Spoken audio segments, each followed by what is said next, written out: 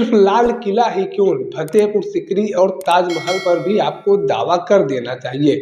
कुछ ऐसा ही टिप्पणी सुप्रीम कोर्ट के द्वारा किया गया एक याचिका पर सुनवाई करते हुए। जी हाँ, इस पूरे खबर की बात करें उसके पहले आप हमारा परिचय जान लीजिए। मैं हूँ शुभम अग्रहरी, आप देखना शुरू कर चुके हैं जौनपुर टुडे। साथियों, पिछले दिनों सुप्रीम कोर्ट में एक याचिका दाखिल किया गया था और मांग किया गया था कि दिल्ली का जो लाल किला है इसका मालिकाना हक बहादुर शाह जफर की परपोते की पत्नी सुल्ताना बेगम को दे दिया जाना चाहिए, क्योंकि मुगलों की इकलौती वारिस जो है वह सुल्ताना बेगम है। ऐसे में उनको इस लाल किले का मालिकाना हक दिया जाना चाहिए कि बहादुर शाह जफर का यह निवास स्थान हुआ करता था। ऐसे में इसका उत्तराधिकारी सुल्ताना बेगम को बनाया जाना चाहिए। कुछ इस तरीके का मांग करते हुए सुप्रीम कोर्ट में याचिका दाखिल किया गया था। हालांकि सुप्रीम कोर्ट के द्वारा इस याचिका पर सुनवाई नहीं किया गया और खारिज कर दिया गया। सुप्रीम कोर्ट के जजों के द्वारा टिप्पणी किया गया और बताया गया कि आप जिस तरीके से यहाँ पर लाल किला पर दावा करने का प्रयास कर रही हैं,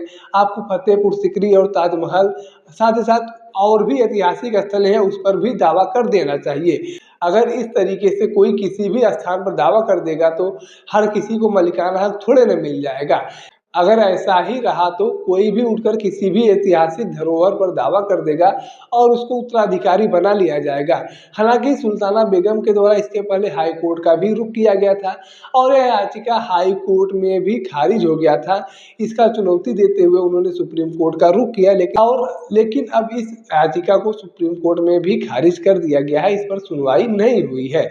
ऐसे में सुल्ताना बेगम के द्वारा बताया गया कि मैं मुगल शासकों की इकलौती वारिस हूँ। मुगल शासक बहादुर शाह जफर के द्वारा देश के प्रति ईमानदारी से काम किया गया, लेकिन आज उनका वारिस सड़कों पर घूम रहा है। हमारे पास रहने का जगह नहीं है, खाने के लिए दो रोटी का इंतजाम तक नहीं हो पाता है। कुछ लोगों की मदद से हम लोगों का घर परिवार चलता है। ऐसे में हम लोगों ने यह मांग किया था कि जो बहादुर शाह जफर का घर है, जो निवास स्थान है, उसका मालिकाना हक हमें मिल जाना चाहिए। हमें यह नहीं पता है कि वह लाल किला है कि फतेहपुर सीकरी है कि ताजमहल है, लेकिन बहादुर शाह जफर का जो निवास स्थान है उसका मालिकाना हक हमें मिलना चाहिए। हमें एक उम्मीद थी सुप्रीम कोर्ट से, लेकिन सुप्रीम कोर्ट के द्वारा भी हमारी याचिका को खारिज कर दिया गया है।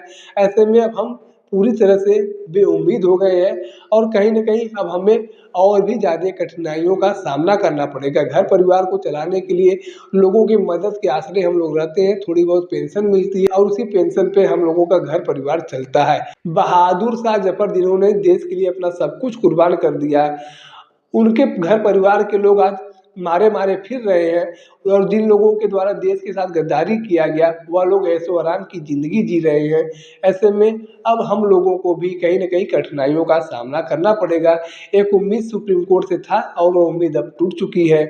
साथ ही साथ पत्रकारों से बातचीत करते हुए सुल्ताना बेगम के द्वारा बताया गया कि हमें अलग-अलग देशों से भी मदद के प्रस्ताव आते हैं, लेकिन हम लोगों ने मदद का प्रस्ताव ठुकरा दिया।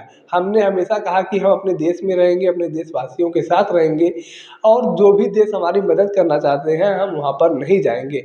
लेकिन जिस तरीके से हमारे प्रस्ताव को आज सुप्रीम कोर्ट के द्वारा ठुकराया गया है, हमारी याचिका को खारिज किया गया है, इससे हमें बहुत ही ठेस पहुँचा है। यानी कि कुल मिला-जुला कर यह कहें तो गलत नहीं होगा कि बहादुर शाह जफर के परपोते की पत्नी के द्वारा सुप्रीम कोर्ट में दावा किया गया था और बताया गया था कि लाल किला का मालिकाना हक उत्तराधिकारी हमें बनाया जाना चाहिए और लाल किला से जो कुछ भी रेवेन्यू होता है उसमें हमारी भी हिस्सेदारी होनी चाहिए और हमें वहाँ पर निवास स्थान मिलना चाहिए। लेकिन सुप्रीम कोर्ट के द्वारा इस याचिका को खारिज कर दिया गया और बताया गया कि अगर इस तरीके से कोई भी किसी भी जगह पर दावा कर देगा तो उसको हर चीज़ नहीं मिल जाएगी। उसका आधार होना चाहिए, उसका कागज़ होना चाहिए, तभी कुछ बात आगे चल सकती है, आगे सुनवाई हो सकती है। लेकिन आपके पास कोई आधार नहीं है, आपके पास कोई कागज़ नहीं है, तो